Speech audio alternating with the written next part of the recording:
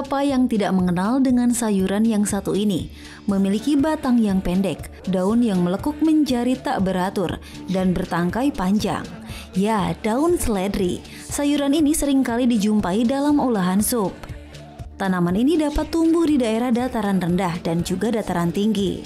Namun daun seledri sendiri dapat tumbuh lebih optimal jika berada di tempat yang sejuk dan lembab. Tidak hanya digunakan sebagai olahan dalam sayuran saja, ternyata daun seledri juga digunakan sebagai salah satu bahan herbal untuk membantu proses penyembuhan suatu penyakit. Benarkah demikian? Masyarakat percaya bahwa dengan mengkonsumsi daun seledri secara teratur dapat membantu menyembuhkan penyakit rematik.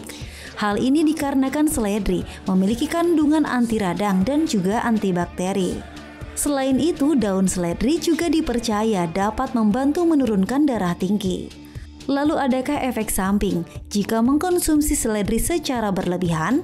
Dan bagaimana cara mengkonsumsi tanaman ini secara tepat agar dapat memiliki manfaat yang baik untuk kesehatan? Untuk lebih jelasnya, mari kita simak penjelasan dokter di studio.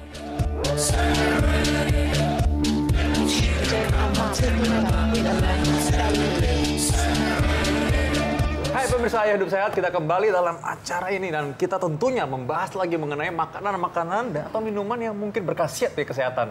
Ada mitos ataupun fakta yang kita akan luruskan ya, Dokter Sheila ya. Iya, tapi ngomong-ngomong ini gimana minumnya ya? Kenapa mukanya gitu ya? Ini bau banget loh. Tapi mukanya nggak usah gitu dong. Tuh. Ya emang sih. Parah banget, tapi kok bisa minuman ini begini ya? Iya, Padahal dan kalau gimana dalam cara minumnya ya? Ini dalam kayaknya... bentuk sayuran tuh aku suka. Iya, Malah bisa tapi kalau kan cuma sedikit. Iya, kalau misalkan makan kayak gini nih misalnya. Iya kan? Aku tuh suka minta daun seledrinya minta tambah banyak dong. Jadi banyak gitu dikasihnya. Nah, gitu loh. Terus dihabisin semua? Ya dihabisin. Aku suka banget seledri emang. Oke. Karena emang nambah. Nah, kali ini emang kita akan bahas mengenai seledri, Dokter Sheila ya. Dokter Sheila gimana kalau makan gini suka? Suka seledri, tapi sukanya sedikit-sedikit aja. Kalau udah banyak gini, baunya, aduh Oh iya menyengat sih, banget. nggak bukan dibikin jus begini. Apalagi kalau misalnya di jus begini. Cuman kalau misalnya dicampur sama buah-buahan lain, seperti wortel, terus yang lebih ada rasanya gitu, itu sih masih lebih oke ya. Tapi kalau cuma seledri aja tuh kayaknya susah deh nelennya. Nah, tapi ada loh yang mau nelan beginian. Ada yang menelan beginian karena seledri ini memang punya khasiat katanya antiinflamasi dan juga dia punya tadi anti peradangan itu antiinflamasi ya maksudnya ya. Nah, apakah benar antiinflamasi atau anti peradangan ini dan apakah benar seledri ini punya manfaat bagi kesehatan? Langsung saja kita undang Dr. Sejolita Sorapsari, spesialis gizi klinik. Selamat siang, Halo, Dok. selamat siang, Dr. Vito, Dok, Dr. Sheila. ini ngomong mengenai seledri nih. Seledri ini kan selalu menjadi khas ya bagi kehidupan. Gitu ya. Nah, ini khas banget. Nah, tapi memang ini merupakan bagian yang biasanya tidak terlupakan kalau kita makan soto. Dan soto itu hidangan khas Nusantara. Bener nggak nih bagaimana mengenai khasiatnya? Ya. Oke, jadi kalau misalkan kita makan sebagai tambahan, misalnya makan soto, terus makan ada bubur juga ya kan, dikasih tambahan seledri. Sebetulnya yang dicapai adalah kita pengen dia lebih wangi aja untuk pewangi makanan gitu. Cuma apakah dia bermanfaat kalau dimakan hanya segini? Kayaknya nggak ada ngaruhnya ya. Kalau cuma sejumput aja gitu. Nggak ada ngaruhnya, Gitu. Oke, Dok, ini ngomong-ngomong ada mitos atau fakta yang menarik nih, Dok. Katanya kalau misalnya jus seledri seperti ini dibalurkan ke kepala bayi dapat membuat rambut bayinya jadi lurus. Yang lurus nih ya, rambutnya tuh berubah jadi keriting. Ini sih jelas mitos, nggak ada hubungannya ya.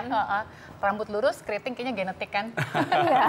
Ya, atau mungkin pakai alat ya, mungkin ya, dikeritingin ya. Oke. Masih ada lagi Dokter Sheila mengenai ini, karena ini sering banget kita temukan, gampang ditemukannya. Fakta atau mitos berikutnya nih, apalagi nih? Konsumsi jus seledri setiap hari efektif untuk menurunkan berat badan. Wah. Oke, mitos atau fakta? Jadi ini fakta ya, kalau memang dikonsumsinya secara teratur dan kita memperhatikan juga asupan makanan kita sehari-hari gitu, karena si seledri ini kan dia mengandung serat juga kan, mengandung serat, mengandung antioksidan dan juga bermanfaat pada waktu kita berusaha untuk menurunkan berat badan. Ini bisa bikin kenyang nggak, Dok? Bikin kenyang karena kan dia seratnya tinggi gitu. Nah, dan biasanya orang minum jus seledri kan nggak akan jus seledri aja ya. Nah, kayak tadi Dr. Sheila bilang, biasanya dicampur dengan buah-buahan lain. Nah, kalau kita campur dengan buah-buahan lain yang dia juga seratnya tinggi, mau dicampur apel misalnya, dicampur nanas biar baunya hilang, itu kan berarti serat yang akan masuk ke tubuh kita akan lebih banyak juga gitu. Oke, jadi bermanfaat untuk diet ya dok ya? Iya, bisa untuk diet. Tapi tetap perhatikan asupan makanan yang lain. Jangan sampai kita mengandalkan ini aja. Gitu. Ya kalau minum seledri doang sih kurus sih pasti ya. Pasti kurus. Nggak makan yang lain soalnya. Iya. Apalagi dokter Sila, Ya, fakta Mitos berikutnya. atau fakta selanjutnya nih dok, katanya masker seledri dapat menghaluskan kulit. Mitos atau fakta nih dok? Ini mitos. Sampai sekarang belum ada penelitiannya orang seledrinya itu ditumbuk, kemudian ditaruh ke muka, mukanya jadi bersih. Sampai sekarang belum ada. Jangan-jangan emang ini bukan buat diminum loh. Jangan-jangan itu buat masker. dibalurin di muka. Makanya tadi nggak bisa diminum ya, bau banget. Gitu. Jadi untuk kehalusan kulit sih nggak ada efeknya. ke situ. Kalau misalnya diminum dok, Nah, bermanfaat kalau nggak? diminum bermanfaat karena gini, kita maunya kalau bikin jus seledri itu kan memang untuk mengharapkan kandungannya lebih banyak daripada kita cuma makan segini, ya kan? Nah, ada penelitiannya, memang kita harus pakai kira-kira 4 batang seledrinya. Oh, 4 batang ya? Lumayan banyak kan 4 batang seledrinya, sehingga ketika di jus itu kandungan gizinya jadi lebih tinggi gitu loh, Oke. terkonsentrat. Ini kalau yang di jus tuh sama batangnya juga atau daunnya aja dok? Sama batangnya. Sama batang? Iya, sama batangnya. Karena kandungan antioksidan kan nggak hanya di daun, tapi di batang juga. Jadi kalau gitu Gitu. batangnya juga dimakan kalau gitu. Iya. Fakta yang berikutnya tuh, Ya. atau mitos nih, konsumsi seledri dapat mencegah kolesterol. Menarik sekali nih. Iya, ini saya berani bilang ini fakta. Fakta. Ini fakta. Jadi tadi saya bilang, penelitiannya 4 batang dari seledri ini dia dipotong dicicang halus, kemudian dia jadi jus di dalam 1 gelas, kira-kira 200 cc. Iya. Oh, ini kayaknya ada yang import deh dok, ini tebel. Ini tebel ya. Kalau yang ini kan yang kecil nih, tipis-tipis dok. 4 batangnya yang mana nih kira-kira? Nah, dia bilangnya 10 gram, kira-kira 4 batang, total 10 gram. Segini Nah, kali ya dok? Iya, sekitar ini, seperti ini. Jadi dia dipotong kecil-kecil, kemudian dibuat di jus. Nah, supaya rasanya bisa diterima sama mulut kita, ya kan? Dan hidung kita juga sih sebenarnya. Betul, Karena hidung yang betul. mencium harumnya itu loh. Biasanya yang paling ampuh itu nambahin nanas atau nambahin lemon. Kemudian bisa juga pakai madu sedikit. Gitu. Ada lagi bisa ditambah sama jahe sedikit sehingga baunya itu agak berkurang. Netral ya. Nah ini masih berkaitan dengan kolesterol nih mungkin. Nah ini katanya seledri penyakit itu lain. bagus juga untuk ginjal dok. Mitos atau fakta? Oke. Ini mitos, karena kesehatan ginjal sendiri ada berbagai faktor yang harus diperhatikan. Nggak cuma dari asupan seperti ini. Iya. Mulai dari minum harus cukup, tekanan darahnya harus bisa terkontrol, kencing manis juga harus dihindari, seperti itu kan. Jadi kalau secara langsung apakah seledri bisa meningkatkan kesehatan ginjal? Enggak jawabannya gitu. Tapi kalau dia bisa membantu menstabilkan tekanan darah, kemudian membantu menghambat penyerapan kolesterol, itu iya. Gitu. Oke. Tapi harus hati-hati, jangan sampai obat-obatan dari dokter dilepas karena mengandalkan ini. Iya. Ini ada mitos atau fakta Ya. selanjutnya nih dok. Katanya konsumsi seledri dapat memicu gejala alergi. Mitos atau fakta dok? Ini fakta. Jadi memang seledri adalah salah satu alergen yang ditemukan, zat pencetus alergi yang ditemukan. Baunya Tapi- atau apa dok? Bukan, ketika dikonsumsi. Tapi ini sifatnya spesifik pada orang-orang tertentu, gitu. Jadi nggak semua lah punya gejala alergi setelah konsumsi seledri. Nah, gejala apa yang biasanya ditemukan? Gatal-gatal, mulai dari gatal-gatal di pangkal, di apa? Langit-langit, Ya. gatal-gatal di mulut sampai bengkak bibirnya, kayak gitu. Terus kemudian sakit perut, perutnya kembung. Tapi dok kalau misalnya makannya kebanyakan tuh bahaya gak sih dok? Sebetulnya dibilang bahaya, bisa aja, bisa bahaya. Tapi biasanya orang itu konsumsi seledri kan nggak mungkin lebih dari berapa ya, 100 gram sehari. 100 gram tuh banyak banget loh. Kayak 4 batang ini aja udah baru 10 gram gitu. Biasanya orang sih nggak sampai 100 gram Iya. makannya. Jadi maksudnya belum sampai dosis yang berbahaya juga, Iya nggak sampai betul. orang makan segitu Biasanya lah. paling keluhannya kalau kebanyakan makan ini perutnya kembung, Oh, terus jadi oke. flatulence, sering buang angin, gitu aja. Iya, kalau sering-sering ini masa kentut-kentut terus kan susah kan. Ini tapi kalau berarti yang dikonsumsi sama Kim Kardashian atau Katy Perry tadi tuh yang kayak gini batangnya dok ya kan yang impor. Karena dia kan lebih apa ya, keras gitu loh. lebih crunchy ya. Lebih crunchy. Terus tadi kan si Katy Perry dia dicelup ke dalam dressing salad kayak gitu. Jadi biasanya memang dikonsumsi tidak sebagai ya daunnya aja dicemilin gitu, enggak. Bisa dicampur ke salad, bisa juga batangnya ini yang dicemil. Ya ini campur sama sambal nih. Sama lemon ya, biar nggak terlalu bau gitu ya. Menarik banget. Ada juga orang yang percaya ini mengenai tadi kan ginjal udah ya, tadi pembuluh darah udah, hipertensi. Nah, ada juga orang takut nih, katanya ada perlemakan hati. Nah, makan seledri ini bisa mengurangi kejadian perlemakan hati, penumpukan lemak di hati. Mitos atau fakta? Ini fakta. Fakta, karena tadi dia hubungannya makan seledri, dia bisa membantu menurunkan kadar kolesterol, trigliserida dalam darah yang kaitannya sama keperlemakan hati. Sama bisa membantu mengontrol berat badan. Jadi hubungannya sih ke arah situ. Gitu. Menarik, menarik. Sangat bermanfaat nih, berarti tadi udah hampir semua bagian tubuh sudah bisa mendapatkan manfaat dari seledri tadi ya. Nah, berikutnya nih, kita punya lagi fakta atau mitos berikutnya nih. Seledri katanya berguna untuk mengurangi rasa sakit akibat rematik dan nyeri sendi, Dok. Mitos atau fakta nih? Ini mitos, walaupun dia bersifat anti radang atau anti inflamasi, tapi penelitiannya yang sampai harus ada rekomendasi misalnya berapa batang seledri sih yang bisa menyebabkan pengurangan rasa sakit pada orang-orang yang kena radang sendi, itu belum ada. Jadi anti radangnya, sifat anti radangnya ini seberapa banyak kita belum tahu nih. Iya, betul. Jadi harus makan seberapa banyak. Kalau cuma ngemil aja nggak cukup pasti kan? Iya, pasti nggak cukup. Apalagi kalau dioles, ya.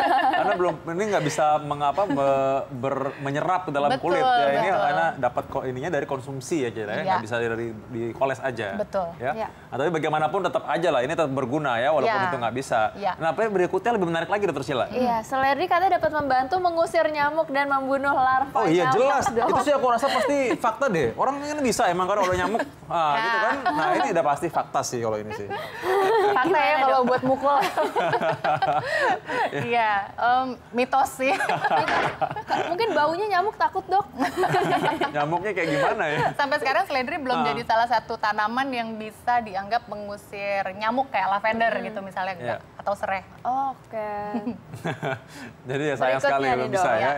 Apalagi Dokter Sheila? Seledri katanya dapat melindungi lapisan lambung dan menekan produksi asam lambung. Mitos atau fakta, Dok?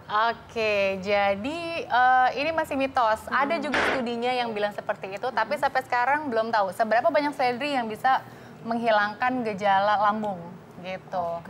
Ya, jadi ya belum bisa jadi obat ceritanya buat lambung lah, belum ada khasiat loh. Tapi kalau secara umum nih, bukan buat lambung deh, untuk pencernaan secara umum, aku rasa pasti ada manfaatnya. Pasti ada, untuk pencernaan secara umum pasti ada, karena dia kan tinggi serat lagi-lagi.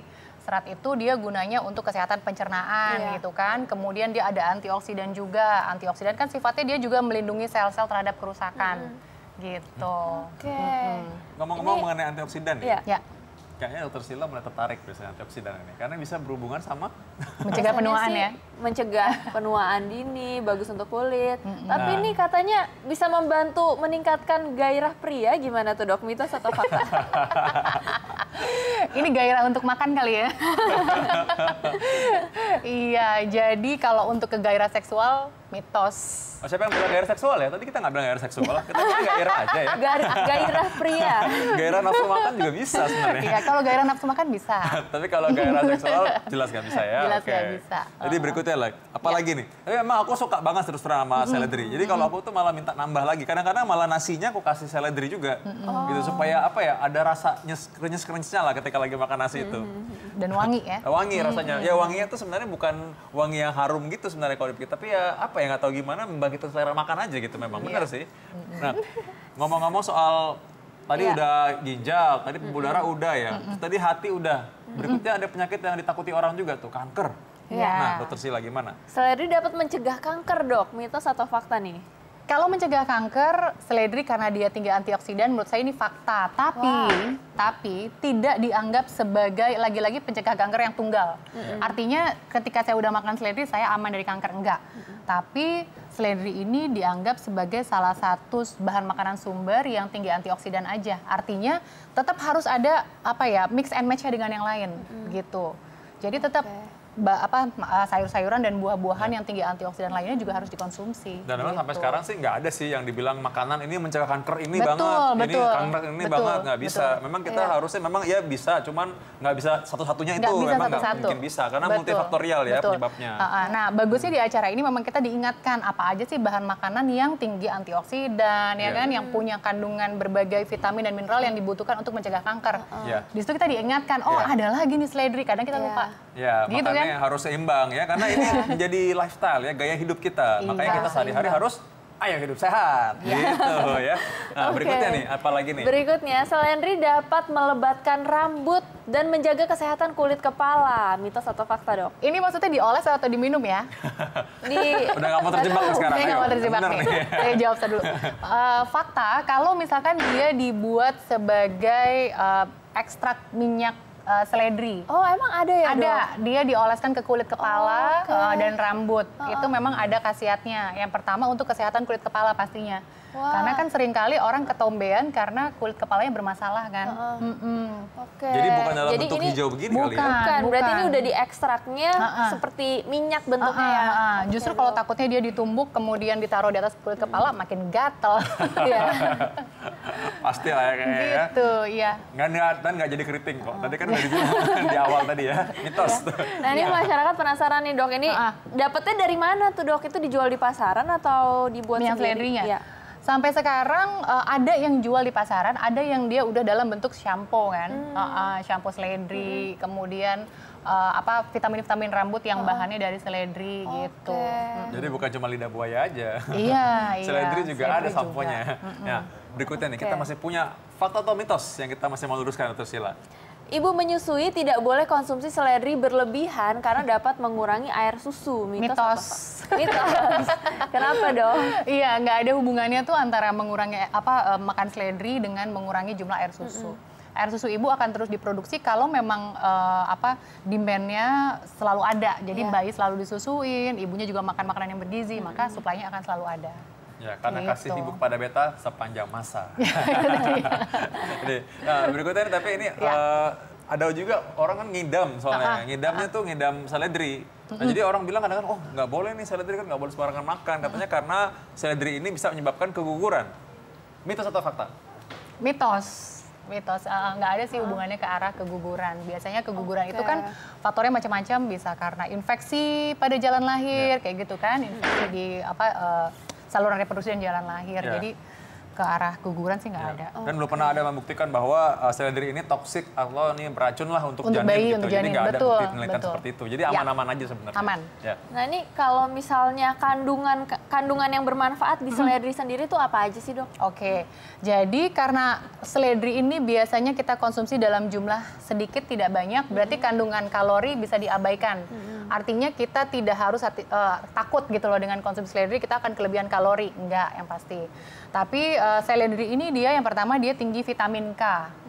Vitamin K gunanya untuk pembekuan darah, kemudian untuk kesehatan tulang juga gitu. Kemudian dia punya antioksidan yang pasti. Dia punya antioksidan yang gunanya adalah untuk merawat sel-sel tubuh kita supaya tidak cepat mengalami penuaan atau kerusakan gitu. Secara umum nih, Dok, mungkin secara umum nih ya yang paling menonjol dari seledri ini apa sih manfaatnya yang paling menonjol? Yang paling menonjol adalah karena dia punya zat yang namanya apigenin yang dia efeknya itu bisa melebarkan pembuluh darah tadi. Jadi efeknya bisa menurunkan tekanan darah gitu. Jadi bisa membantu ke arah hipertensi. Oke.